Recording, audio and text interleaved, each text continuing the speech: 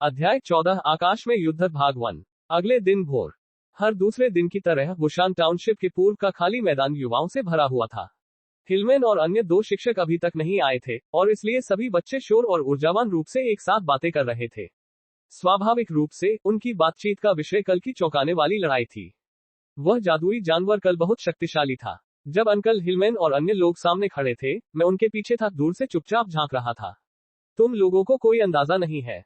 जब उस विशाल जादुई जानवर ने अपने पंजे जमीन पर रख दिए तो पत्थर की सड़क अनगिनत टुकड़ों में बिखर गई और वे घर ऐसे ढह गए जैसे मिट्टी के बने हो। सभी बच्चों के बीच में हेडली, जो उनमें से सबसे अधिक बातूनी था, चमक दमक और बेतहाशा ढंग से हाथ हिलाकर और इशारा करते हुए बता रहा था जैसे कि उसने सब कुछ अपनी आंखों से देखा हो।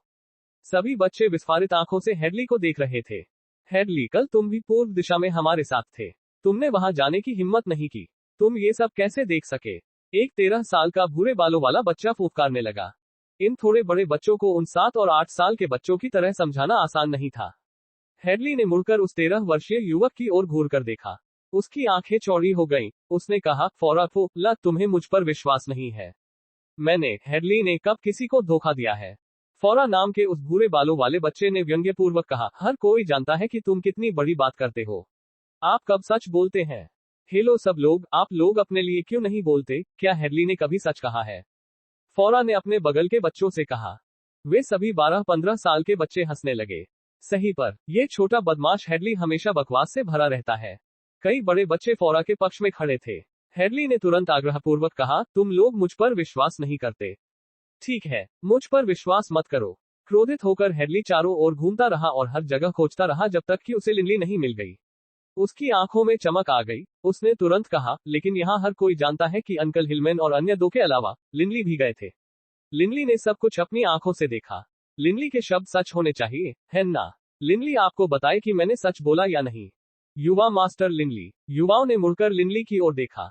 वुशान टाउनशिप के बच्चों की नजर में लिनली का उनके बीच कुछ कद था। सबसे पहले वह बारूक कबीले का उत्तराधिकारी था और दूसरी बात, 8 साल के बच्चे के रूप में लिनली प्रशिक्षण में 13 और 14 साल के बच्चों की बराबरी कर सकता था। यूलान महाद्वीप की युद्धग्रस्त भूमि में लिनली की वीरता ने वुशान टाउनशिप के सभी बच्चों को उसकी प्रशंसा करने पर मजबूर कर दिया। युवा मास्टर लिनली ने सब कुछ अपनी आंखों से देखा। स्वाभाविक रूप से युवा मास्टर लिनली जो भी कहेंगे हम उस पर विश्वास करेंगे। उन युवकों ने सिर हिलाया। वे 13-14 वर्ष के बालक अधिक परिपक्व भी थे। वे जानते थे कि लिनली एक कुलीन व्यक्ति था और उनके जैसा नहीं था। उनमें से लगभग सभी ने उन्हें यंग मास्टर लिनली कहकर संबोधित किया। केवल हेडली और बाकी 7 और 8 साल के दुष्ट बच्चे अभी भी औचित्य की परवाह किए बिना उसे सीधे लिनली कहकर संबोधित करते रहे। बताओ लिनली, क्या मैं झूठ बोल रहा था? बताओ क्या हुआ? हेडली लिनली की ओर दौड़ा। उसने लिनली का हाथ खींचा और चुपके से लिनली की ओर आंख मारी। लिनली असहाय महसूस करने के अलावा कुछ नहीं कर सकी। ऐसा कैसे हुआ कि हेडली की बकवास ने उसे भी इस बातचीत में शामिल कर लिया? उस जादुई जानवर को वेलोसिड्रैगन के नाम से जाना जाता है और वह 7वीं श्रेणी का जादुई जानवर है। यह अविश्वसनीय रूप से शक्तिशाली है। इसका पूरा शरीर अत्यंत कठोर शल्कों से ढका हुआ है जो सामान्य हथियारों के लिए अभेद्य है। यह एक मजबूत चाबुक जैसी पूंछ और नुकीले पंजों से भी लैस है। सड़क के वे कठोर पत्थर और फर्श की नींव के पत्थर उसकी पूंछ और पंजों से कागज की तरह फट गए। यहाँ तक कि वह अपने मुंह से आग भी निकाल सकता था। आग इतनी गर्म थी कि पत्थर भी टूटकर बिखर जाते थे। लिनली ने सच कहा। सभी बच्चे चुपचाप लिनली की बात सुनते रहे। वास्तव में आप सभी को उसी क्षण पता चल गया था कि वेलोसिड्रैगन कितना शक्तिशाली था। मुझे विस्तार से बताने की कोई जरूरत नहीं है, लिनली ने मुस्कुराते हुए कहा। सभी बड़े बच्चों ने सिर हिलाया। पिछले दिन जैसे ही उन्होंने वेलोसिड्रैगन को देखा, वे बहुत डर गए थे। उसका विशाल शरीर किसी पहाड़ी चट्टान के समान विशाल लग रहा था और उसके शरीर पर मौजूद विशाल लाल परतें कितनी कठोर होंगी, इसकी कोई कल्पना नहीं रह गई थी। तुमने वो सुना? मैंने तुमसे कहा था, वह वेलोसिड्रैगन प्राणी वास्तव में शक्तिशाली है। हेडली जोर जोर से चिल्लाने लगा। फौरा नाम के उस युवक की नजर उस पर पड़ी और वह कुछ कहने ही वाला था। अंकल हिलमैन आ रहे हैं। लिनली ने दूर से हिलमैन, लॉरी और रोजर को अपनी ओर आते देखा और तुरंत बोला। तुरंत सभी बच्चे शांत हो गए और बहुत व्यवस्थित तरीके से 3 समूहों में पंक्तिबद्ध हो गए। खाली प्रशिक्षण क्षेत्र तुरंत शांत हो गया। केवल हिलमैन और अन्य 2 के पदचाप ही सुने जा सकते थे। हिलमैन और अन्य 2 बच्चों के सामने 3 समूहों में सबसे आगे चले गए। हिलमैन मुस्कुराए और सीधे तौर पर सबके मन की बात बताए। कल जो हुआ उसके बारे में सभी को पता होना चाहिए, है ना? करते हैं। हिलमैन की बातें सुनकर और ये देखकर कि हिलमैन कितना शांत था, सभी बच्चों ने तुरंत जोरदार उत्तर दिया। महान। हिलमैन के चेहरे के भाव अचानक गंभीर हो गए। उस विशाल जीव को वेलोसिड्रैगन के नाम से जाना जाता है।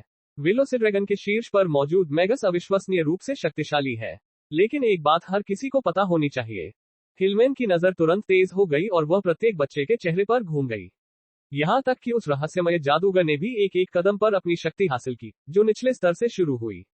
उस शक्तिशाली वेलोसिड्रैगन को वश में करने के लिए उसे कई वर्षों का परिश्रम और कड़ी मेहनत करनी पड़ी। यदि आप लोग अपने स्वयं के एक वेलोसिड्रैगन को वश में करना चाहते हैं, उस रहस्यमय जादूगर के समान शक्तिशाली बनना चाहते हैं, तो आप सभी को बिना असफल हुए कड़ी मेहनत करनी होगी। प्रत्येक व्यक्ति में शक्तिशाली बनने की क्षमता होती है। एकमात्र सवाल यह है कि क्या आप इसमें पर्याप्त मेहनत करने को तैयार हैं। अंकल हिलमैन के शब्द कीलों की तरह स्पष्ट और कठोर थे। उसकी दृष्टि भयंकर और ठंडी थी। तुरंत सभी बच्चे शांत हो गए, लेकिन उन सभी की अपनी अपनी कल्पनाएं अभी भी घूम रही थीं, और उनकी निगाहें अपने अलग अलग विचारों से चमक रही थीं। अब हमारे सुबह के व्यायाम करने का समय आ गया है। हमेशा की तरह सूर्य का सामना करें और क्यूई अवशोषित व्यायाम शुरू करें। हिलमैन ने दिन के कार्यक्रम की सहजता से शुरुआत की, और तुरंत बच्चों के 3 समूहों ने क्यूई अवशोषित रुख का अभ्यास करना शुरू कर दिया। प्रत्येक दस्ते की क्षमता के आधार पर हिलमैन ने अलग अलग अभ्यास सौंपे। 3 वयस्कों के मार्गदर्शन में प्रत्येक बच्चे ने प्रत्येक अभ्यास को अध्ययन पूर्वक पूरा किया। आज ट्रेनिंग का माहौल बिल्कुल अलग था। लगभग किसी भी बच्चे ने थके होने की शिकायत नहीं की। आज उनमें से हर एक के पेट में थोड़ी आग थी, और उन्होंने कड़ी मेहनत की। उद्धरण चिन्ह 50 51 लिनली ने मानसिक रूप से गिनती की और वह जमीन पर क्षैतिज रूप से लेट गया, केवल एक हाथ की उंगलियों और अपने पैर की उंगलियों के साथ खुद को सहारा दे रहा था। उसका पूरा शरीर तनावग्रस्त था। वह 5 फिंगर पुशअप्स के माध्यम से प्रशिक्षण के बीच में था। यह अभ्यास न केवल उसकी हथेली की ताकत को प्रशिक्षित कर सकता है, बल्कि यह उसकी उंगलियों की ताकत और उसकी कोहनी की ताकत में भी सुधार कर सकता है। यह विधि सरल एवं प्रभावशाली थी। यदि कोई शक्तिशाली योद्धा बनना चाहता है, तो आमतौर पर उसे बैटल क्यूई विकसित करने का अभ्यास करना होगा। युद्ध क्यूई विकसित करने की क्षमता, बदले में, इस बात से निर्धारित होती थी कि किसी का शरीर कितना मजबूत और मजबूत है, क्योंकि एक मजबूत शरीर अधिक शक्तिशाली युद्ध क्यूई का आनंद लेने में सक्षम होगा। चूंकि मेरे शरीर की नसों में ड्रैगन ब्लड है और मैं युद्ध क्यूई का अभ्यास करने में असमर्थ हूं, इसलिए मेरा एकमात्र विकल्प शारीरिक ताकत में बाकी सभी से आगे निकलना है। लिनली की आंखें दृढ़ थीं, और उसकी उंगलियां जमीन में धंसी हुई थीं, पुरानी जड़ों की तरह सख्त और अडिग। उसने एक के बाद एक पुशअप किए, जिससे उसके आसपास पहले से ही थके हुए कई युवा आश्चर्यचकित हो गए। 98 99 लिनली ने दृढ़ रहना जारी रखा। सुबह का व्यायाम खत्म हो गया है। हिलमैन ने बच्चों की ओर मुख करके ऊंची आवाज में कहा। इन शब्दों को कहने के बाद हिलमैन ने एक गहरी सांस ली और मन ही मन सोचा, आज मुझे उन्हें कौन सी कहानी बतानी चाहिए। हर दिन जब सुबह अभ्यास पूरा हो जाता था, हिलमैन बच्चों को कहानियां सुनाते थे। यह एक दिनचर्या में बदल गया था। अंकल हिलमैन, हम, एक बच्चे की आवाज गूंजी। लेकिन ठीक उसी क्षण, बच्चे के शब्दों के बीच में, हिलमैन, जो अपने विचारों को एकत्र करते हुए थोड़ा नीचे की ओर देख रहा था, को अचानक एक अजीब एहसास महसूस हुआ। उसने अपना सिर ऊपर उठाया।